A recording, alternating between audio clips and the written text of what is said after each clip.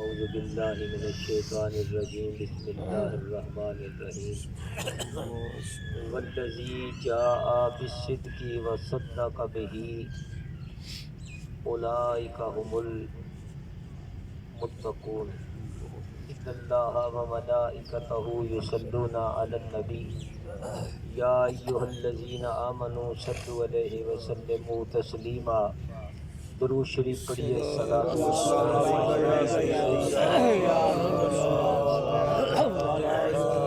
وعلى آلك وصحبك يا سيدي يا حبيبي يا رسول الله الصلاة والسلام عليك يا سيدي يا رسول الله وعلى آلك وصحبك يا سيدي يا خاتم النبيين. ایسی سردی میں اور ایسے خراب موسم میں آپ تشریف فرما ہے جہاں ذکر خدا، ذکر رسول اور ذکر صالحین ہوتا ہے، وہاں پر رحمت کی چادر ان کو ڈھانپ لیتی ہے. سبحان اللہ. فرشتے اپنے نورانی پروں سے اس محفل کو ڈھانپ لیتے ہیں، اور آپ خوش قسمت ہیں کہ نورانی پروں نے آپ کو ڈھانپا ہوا ہے. سبحان اللہ. اور کچھ لوگوں کو گھروں میں کمبلوں نے ڈھانپا ہوا ہے. آپ ان سے زیادہ خوش قسمت ہیں. اور ہمارا پہلے سے یہ وتیرہ ہے کہ یہ ہے دامن، یہ ہے گریباں، آؤ کوئی کام کریں.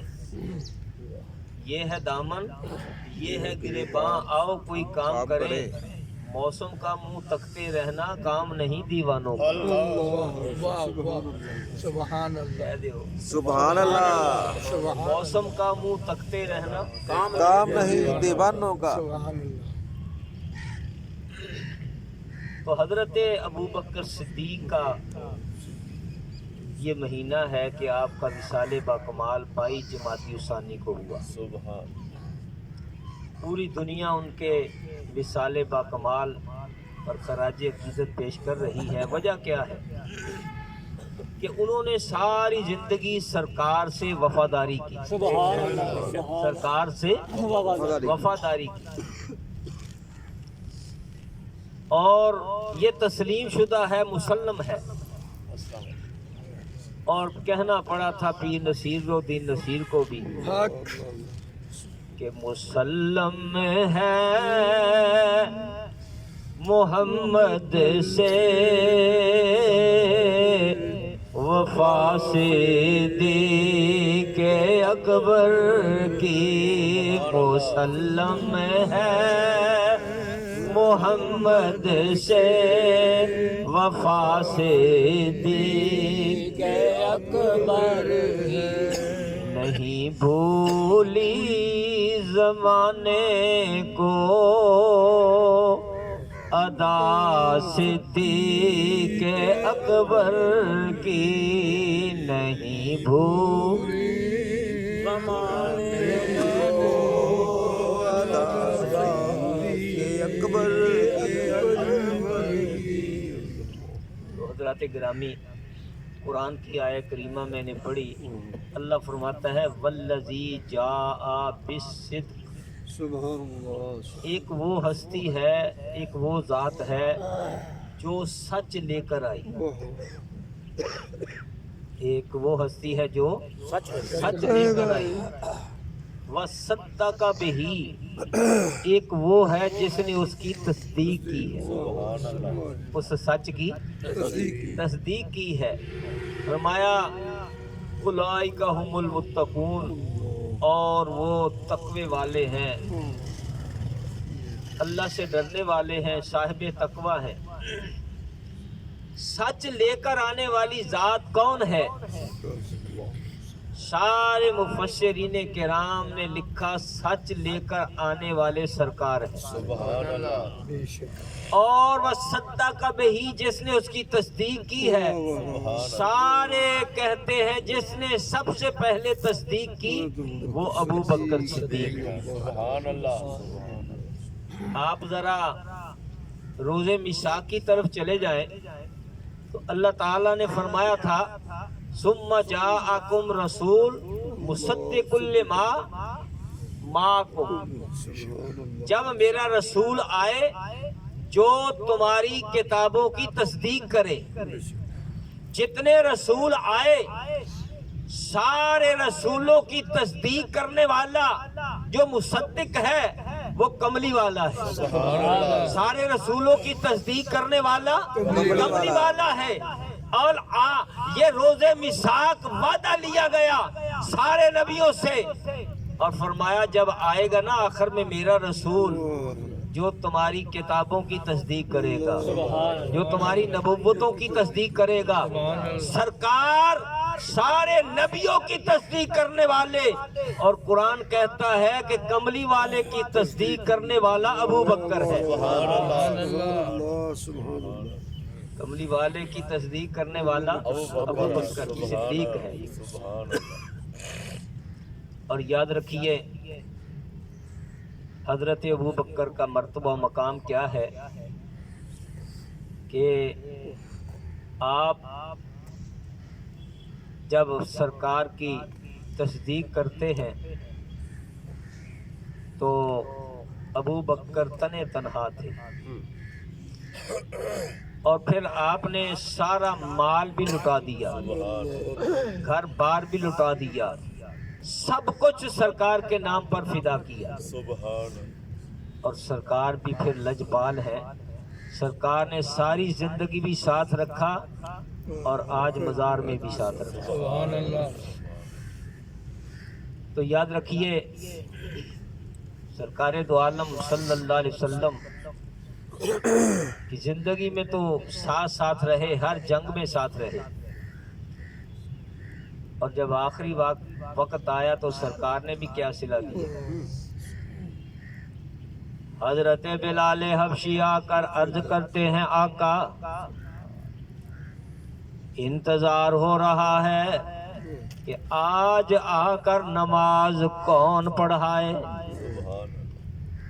سرکار صلی اللہ علیہ وسلم کی طبیعت علیل ہے. آپ نے فرمایا بلال جا کے کہہ دے آج میرے مصلی پہ ابو بکر نماز پڑھائے. سجادہ کہتے ہیں مصلی کو، نشین کہتے ہیں اس پر بیٹھنے والے کو. آج کہتے ہیں فلاں کا یہ سجادہ نشین ہے. سجادہ بولو سجادہ نشین ہے. اب خاموشی کا وقت ختم ہو چکا ہے، اب بولنے کا وقت ہے. اگر کوئی ابو بکر صدیق کو برا کہنے کے شرماتا نہیں، ہم اچھا کہنے کے لیے کیوں شرمائیں. سجادہ نشین. اور پھر سرکار نے 3 مرتبہ کہا. حضرت عائشہ صدیقہ سارے مومنوں کی ماں، یہ کون ہے؟ ابو بکر کی بیٹی. عرض کرتی ہے آقا میرا باپ بڑا رقیق القلب ہے، جب وہ مصلی خالی دیکھے گا تو برداشت نہیں کر سکے گا. سرکار نے فرمایا جاؤ جا کر کہو امرو ابا بکر فلیصلی بالناس. یہ سرکار کی زبان کے الفاظ ہیں، جب نکلیں تو کہہ دیا کرو.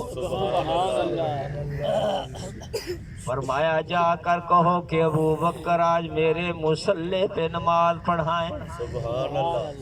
لوگ کہتے ہیں کہ یہ سیاسی خلافت تھی. کوئی مصلی سیاسی تھا؟ جس کو نبی مصلی دے دے، تیرا پیر جاتے ہوئے کسی کو سجادہ نشین بنا دے، مصلی دے دے، اس کو تو خلیفہ مانتا ہے، تو جس کو کملی والا مصلی دے دے. سبحان اللہ. اور ایتھے پھر بابا نگینہ بولیا.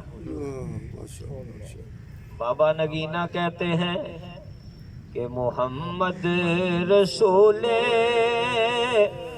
خدا دے امر تھی امامت کرائی یہ صدیق اکبر امامت کرائی یہ صحابات مشکل کشا سار پیچھے عجب شان پائی عجب شان پائی. تو حضرات گرامی نماز پڑھا رہے ہیں.